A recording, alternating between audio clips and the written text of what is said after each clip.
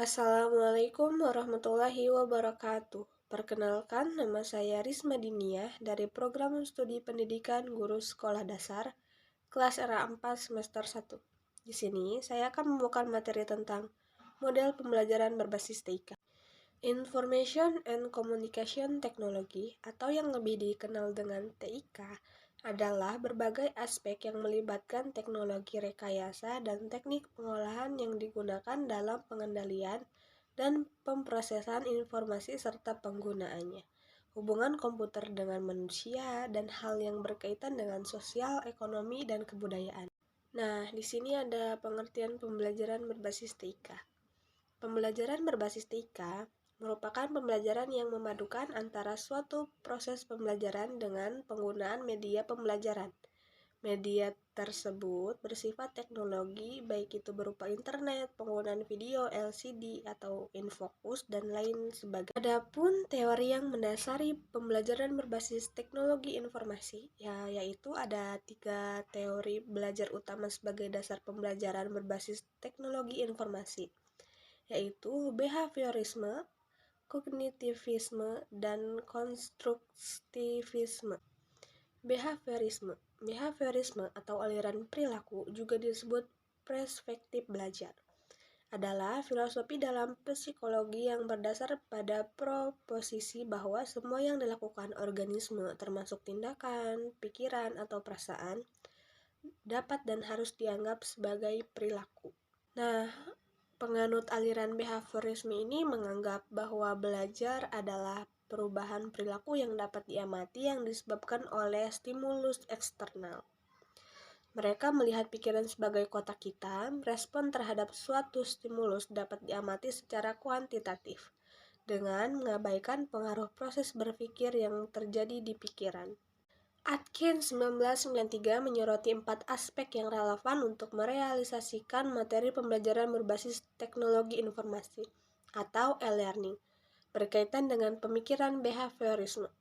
Yang pertama, bahan ajar sebaiknya dipecah menjadi langkah-langkah instruksional yang dihadirkan secara dedukatif, yaitu dimulai dengan rumus, hukum, kategori, prinsip, definisi, dengan memberikan contoh-contoh untuk meningkatkan pemahaman.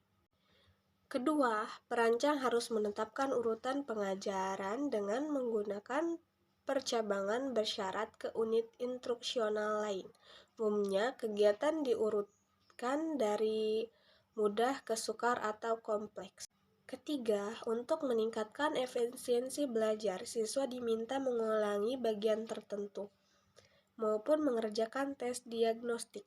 Meskipun demikian, perancang dapat juga mengizinkan siswa memilih pelajaran berikutnya yang memungkinkan siswa mengontrol proses belajarnya sendiri.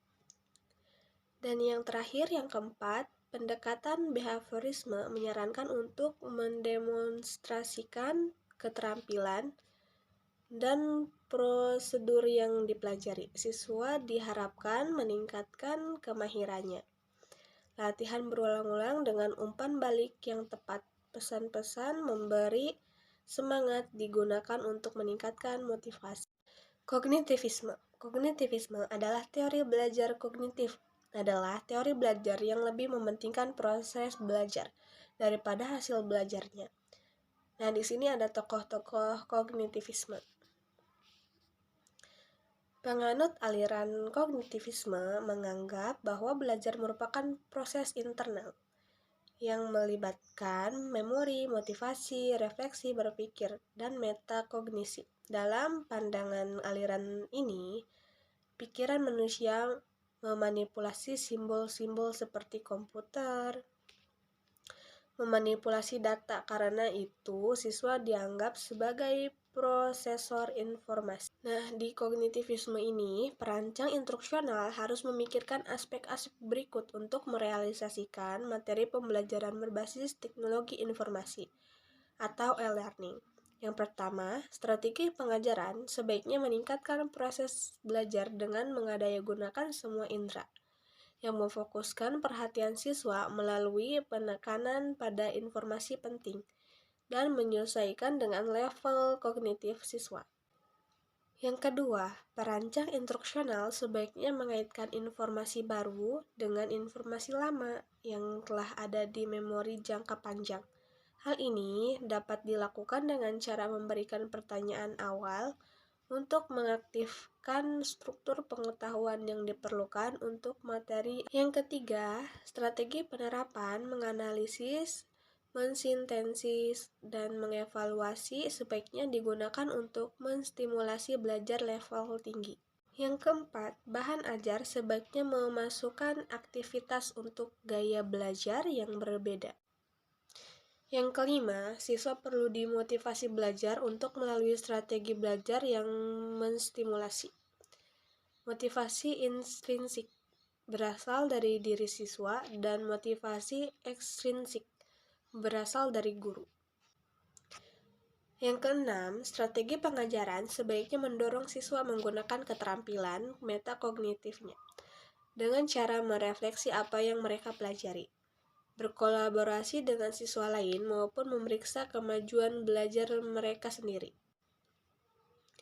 Dan yang terakhir, strategi pengajaran sebaiknya menghubungkan materi ajar dengan situasi real di kehidupan mereka, sehingga siswa dapat mengaitkan pengalaman mereka sendiri. Konstruktivisme didefinisikan sebagai pembelajaran yang bersifat generatif, yaitu tindakan pencipta suatu makna dari apa yang dipelajari. Konstruktivisme sebenarnya bukan merupakan gagasan yang baru.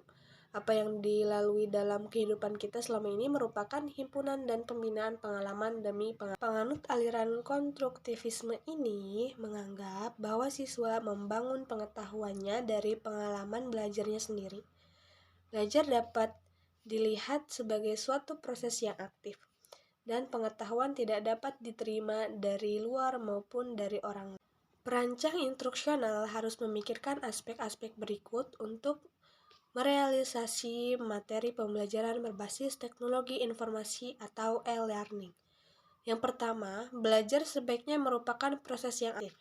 Siswa diberi kesempatan melakukan aktivitas seperti meminta siswa menerapkan informasi pada situasi real, memfasilitasi penafsiran personal terhadap materi ajar, mendiskusikan topik-topik dalam kelompok. Yang kedua, untuk mendorong siswa membangun pengetahuan mereka sendiri, guru harus memberikan pengajaran online yang interaktif. Siswa harus mempunyai inisiatif untuk belajar dan berinteraksi dengan siswa lain. Yang ketiga, sebaiknya digunakan strategi pembelajaran kolaboratif. Bekerja dengan siswa lain memberikan siswa pengalaman real dan memperbaiki keterampilan metakognitif mereka. Ketika menetapkan siswa-siswa dalam kelompok kerja, keanggotaan sebaiknya didasarkan pada level kemampuan, sehingga setiap anggota dapat mengambil manfaat dari anggota lain. Yang keempat, belajar sebaiknya dibuat bermakna dan ilustratif dengan cara memberikan contoh-contoh dan studi kasus. Di samping itu, aktivitas sebaiknya mendorong siswa menerapkan materi ajar. Dan yang terakhir, ketika belajar memfokuskan pada pengembangan pengetahuan, keterampilan, dan sikap yang baru. E-learning menghadapi masalah yaitu tujuan belajar psikomotorik efektif dan berpikir tingkat tinggi sulit dicapai dalam fase belajar virtual. Prinsip-prinsip pembelajaran berbasis teknologi informasi.